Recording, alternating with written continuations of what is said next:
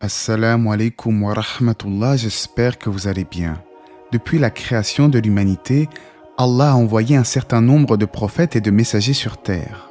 Certains évoquent le nombre de 124 000, mais les hadiths concernant cette information ont une authenticité discutable. Certains avancent même que ces hadiths seraient inventés et Allah sait mieux. Mais s'il y a une chose dont nous sommes certains, c'est que le noble Coran mentionne 25 prophètes d'Allah, dont le premier est Adam et le dernier est Mohammed, alayhi salatu wassalam. Voici d'ailleurs une illustration de l'arbre généalogique des prophètes. On s'aperçoit qu'à un certain moment, la lignée se divise en deux, les descendants d'Ismaël et les descendants de Isaac. Dans cette vidéo, je vous propose de découvrir l'identité de ces prophètes, alors ne quittez pas, on en parle tout de suite après la petite intro.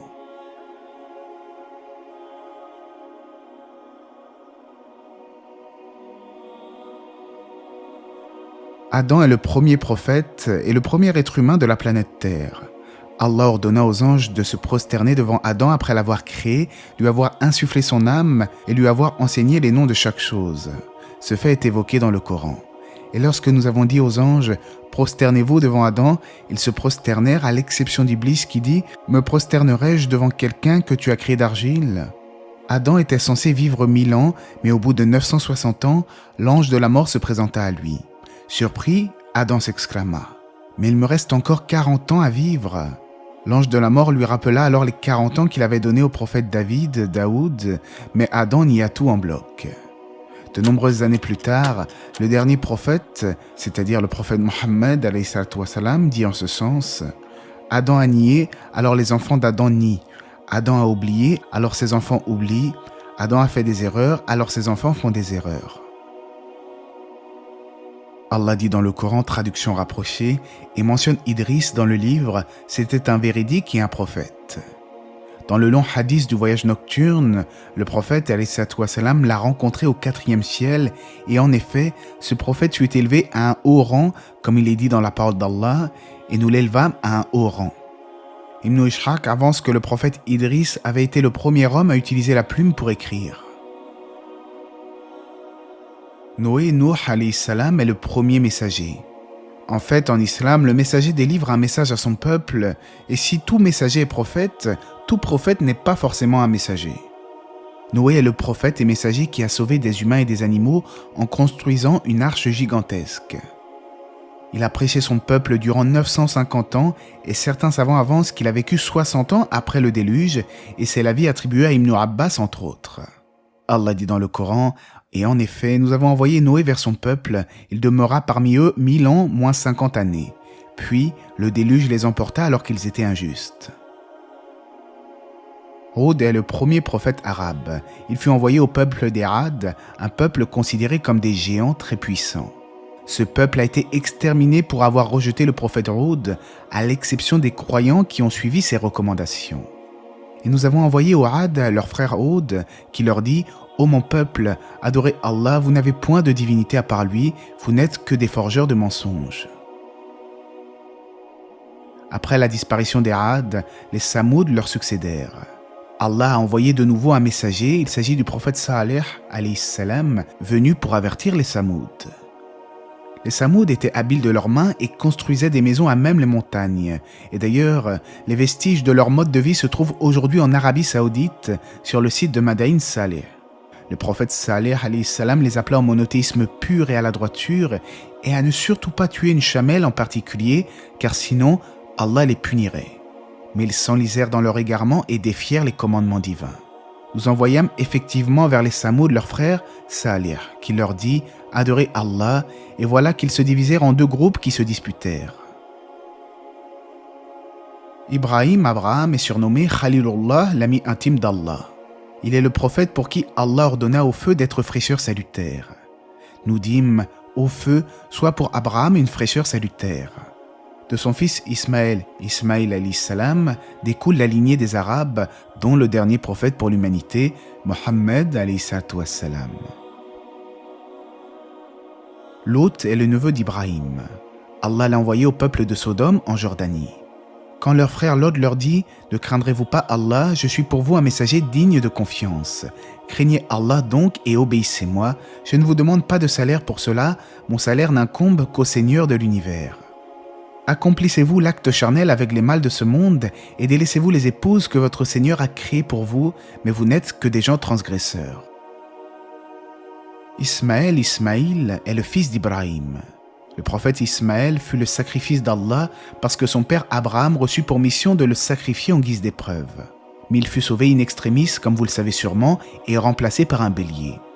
On rapporte qu'ils ont tous deux construit la Kaaba selon l'avis le plus célèbre des savants. Pour d'autres, ils n'ont fait que la reconstruire. Et mentionne Ismaël dans le livre, il était fidèle à ses promesses et c'était un messager et un prophète. Élie, c'est-à-dire Elias en arabe, a été envoyé aux gens de Baal-Labek à l'ouest de Damas. Il les appela à l'unicité divine et à l'abandon de leur idole qu'ils appelaient Baal. Il a été dit également que Baal s'agissait d'une jeune femme, mais la première version est la plus juste. Allah dit dans le Coran « Invoquerez-vous Baal, une idole, et délaisserez-vous le meilleur des créateurs, Allah, votre Seigneur et le Seigneur de vos plus anciens ancêtres ?» Après Élie, lui succédera le prophète Élisée qui viendra prêcher le même peuple que celui de son prédécesseur. Il est lui aussi mentionné dans le Coran, de même Ismaël, Élisée, Jonas et Lot. Chacun d'eux nous l'avons favorisé par-dessus le reste du monde. Allah cite Dhul-Kifl dans le Coran dans le sens du verset « Et rappelle-toi Ismaël et Élisée et Dhul-Kifl, chacun d'eux parmi les meilleurs. » Certains savants pensent que Dhul-Kifl n'était pas lui-même un prophète, mais un homme vertueux et équitable, celui qui est chargé d'une mission. Néanmoins, l'avis le plus célèbre des érudits de l'islam est qu'il s'agit bel et bien d'un prophète, car il est cité de façon élogieuse dans le Coran aux côtés d'autres prophètes d'Allah. Certains savants pensent que Dhul-Kifl n'était autre qu'Ézéchiel, un prophète des enfants d'Israël. Yunus, Jonas, est le prophète qui fut envoyé au peuple de Ninive en Irak pour les appeler à Allah. Il décida alors de ne pas patienter face à eux et se détourna. Mais ce fut lorsqu'il eut le dos tourné que son peuple décidèrent finalement d'accepter la vérité contre toute attente. Suite à quoi Yunus fut avalé par un énorme poisson, une baleine. Mais il se repentit à son Seigneur d'avoir été si impatient vers son peuple, l'invoqua et fut finalement délivré de son épreuve. Le prophète Yunus est mentionné dans le Coran sous son nom de Yunus et une fois aussi sous le nom de Dhunnun, l'homme au poisson. Et Dhunnun, Jonas, quand il partit, irrité. Il pensa que nous n'allions pas l'éprouver, puis il fit, dans les ténèbres, l'appel que voici. « Pas de divinité à part toi, pureté à toi, j'ai été vraiment du nombre des injustes. » Ishaq est le fils d'Ibrahim et de Sarah. Il vécut avec son père et mourut en Palestine. Les gens du livre affirment que ce serait lui le fils d'Abraham qui aurait dû être sacrifié en guise d'épreuve et non Ismaël. Mais l'avis le plus proche de la vérité est qu'il s'agit bel et bien d'Ismaël qui fut le sacrifié. Et nous lui donnâmes Isaac et de surcroît Jacob, desquels nous fîmes des gens de bien. Jacob, est le fils du prophète Isaac. Allah l'a envoyé vers le peuple de Canaan. On le nomme également Israël, et en effet, c'est de lui que découlent les 12 tribus d'Israël. C'est Jacob qui patienta grandement lors de la disparition de son fils, le prophète Joseph, c'est-à-dire Youssouf en arabe, alayhi salam. Allah dit dans le Coran, « Dites, nous croyons en Allah et en ce qu'on nous a révélé, et en ce qu'on a fait descendre vers Abraham et Ismaël, et Isaac et Jacob, et les tribus. » Youssouf, Joseph, est le fils de Jacob. Dans le Saint-Coran, l'histoire de Youssouf est appelée le meilleur récit et est racontée dans une sourate indépendante nommée Sourate Youssouf. Il est fait mention de l'épreuve qu'il a subie de la part de ses frères, puis finalement de son long périple jalonné d'obstacles et qui le mènera finalement vers une issue favorable contre toute attente. Youssouf deviendra en effet proche du roi d'Égypte et bénéficiera de nobles fonctions, la gestion des dépôts du territoire. Allah dit dans le Coran, quand Joseph dit à son père « Ô mon père, j'ai vu en songe 11 étoiles et aussi le soleil et la lune, je les ai vus prosternés devant moi. » Les 11 étoiles font référence en fait aux frères de Joseph, le soleil à son père et la lune à sa mère. Shoaib était un prophète arabe. Il a été envoyé au peuple de Madian et d'Al-Aïka. Certains érudits pensent qu'il s'agit du vieux monsieur qui avait offert l'hospitalité au prophète Moïse lorsque ce dernier avait fui l'Égypte. Dans tous les cas, il est décrit comme l'un des prophètes les plus éloquents qui appela son peuple au monothéisme et à délaisser les mauvaises actions. Il est mentionné à plusieurs reprises dans le Coran.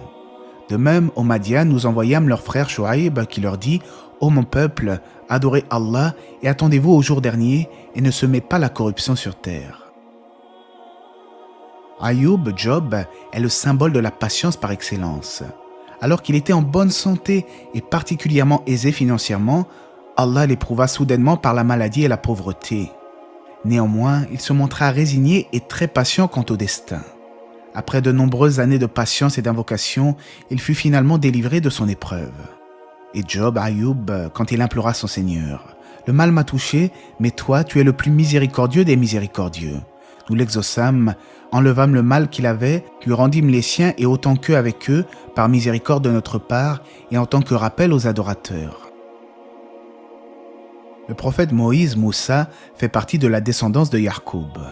Il fut chargé de délivrer son peuple du joug du tyrannique Pharaon en terre d'Égypte après avoir multiplié les appels à Allah. Par la grâce d'Allah, il put se frayer un chemin dans la mer Rouge avec les enfants d'Israël afin de fuir les troupes de Pharaon, Pharaon. Moïse a reçu la révélation de la Torah de la part d'Allah et est le prophète le plus fréquemment cité dans le Coran, à savoir plus d'une centaine de fois. Et rappelez-vous lorsque nous avons donné à Moïse le livre et le discernement afin que vous soyez guidés. Aaron, c'est-à-dire Aaron en arabe, est le frère de Moussa et il assista ce dernier dans sa mission. Son nom est mentionné une vingtaine de fois dans le Coran. Ensuite, nous envoyâmes après eux Moïse et Aaron, munis de nos preuves à Pharaon et ses notables. Mais ces gens s'enflèrent d'orgueil et étaient un peuple criminel. David, est le prophète à qui Allah a révélé le livre des psaumes Az-Zabour. Il s'agit du père de Sulayman, Salomon. Durant sa jeunesse, il est celui qui terrassa Jalut, à savoir Goliath. On rapporte que Daoud était doté d'une voix extraordinaire lorsqu'il psalmodiait son livre, au point où les oiseaux s'arrêtaient pour l'écouter et glorifier Allah avec lui. Et parmi les prophètes, nous avons donné à certains plus de faveur qu'à d'autres, et à David nous avons donné le Zabour. Le prophète Salomon Sulayman, fils de Daoud, fut à la fois un prophète et un roi, tout comme son père d'ailleurs. Il disposait d'un vaste royaume et des djinns étaient à son service et soumis à son ordre. Allah dit dans le Coran, « Et à Salomon nous avons assujetti le vent dont le parcours du matin équivaut à 1 mois de marche et le parcours du soir 1 mois aussi. Et pour lui nous avons fait couler la source de cuivre. Et parmi les djinns, il y en a qui travaillaient sous ses ordres, par permission de son Seigneur. Quiconque d'entre eux cependant déviait de notre ordre, nous lui faisions goûter le châtiment de la fournaise. » Zacharia fut un des prophètes des enfants d'Israël, dont la lignée remonte au prophète Sulayman. Il était le tuteur de Mariam, Marie, la mère de Aïssa, Jésus. Allah dit dans le Coran dans le sens du verset, « Ô Zacharie, nous t'annonçons la bonne nouvelle d'un fils, son nom sera Yahya Jean. Nous ne lui avons pas donné auparavant d'homonyme. » Yahya Jean est le fils de Zacharia. Bien qu'il fût investi de la mission prophétique, Yahya continua à suivre la loi de Moïse jusqu'à la révélation de l'Évangile et l'avènement du prophète Jésus. Il fut donc le dernier prophète à agir selon la loi de Moïse. Ô Yahya, tiens fermement au livre la Torah, nous lui donnâmes la sagesse alors qu'il était enfant. Aïssa, c'est-à-dire Jésus, fils de Marie, fut le dernier prophète envoyé aux Israélites spécifiquement. Sa mission prophétique lui fut confiée alors qu'il avait une trentaine d'années. Il était chargé de renouer le pacte avec les enfants d'Israël. L'évangile, Al-Injil, lui fut révélé comme livre saint et il fut élevé au ciel quand il était âgé de 33 ans. En fait, il n'a jamais réclamé sa propre adoration ni prêché une quelconque trinité, mais certains de ses enseignements ont été déformés par l'être humain. Allah dit dans le Coran, « Pour Allah, Jésus est comme Adam qu'il créa de poussière, puis il lui dit « Sois » et il fut. La vérité vient de ton Seigneur, ne sois donc pas du nombre des sceptiques. » Le prophète Mohammed est le dernier des prophètes et des messagers pour l'ensemble des gens. Allah dit dans le Coran, « Dis, ô homme, je suis pour vous tous le messager d'Allah à qui appartient la royauté des cieux et de la terre. » Sa mission avait plusieurs objectifs, prêcher le retour au monothéisme pur au peuple de la terre, mais également rectifier les erreurs dogmatiques créées de toutes pièces par l'homme. La dernière révélation au prophète est le Coran, qui cette fois-ci est protégé contre toute altération. En vérité, c'est nous qui avons fait descendre le Coran et c'est nous qui en sommes gardiens. Le Coran est un miracle en lui-même et son style inégalable est la preuve qu'il s'agit de la parole du Créateur des cieux et de la terre. Je rappelle que l'histoire de chaque prophète en détail est disponible via la playlist Histoire des prophètes sur la chaîne. Il existe également une playlist consacrée aux miracles du Coran. Sur ce, n'hésitez pas à vous abonner pour ne rien manquer des prochaines publications ou même à partager cette vidéo à votre entourage pour faire connaître la spiritualité de l'islam au plus grand nombre.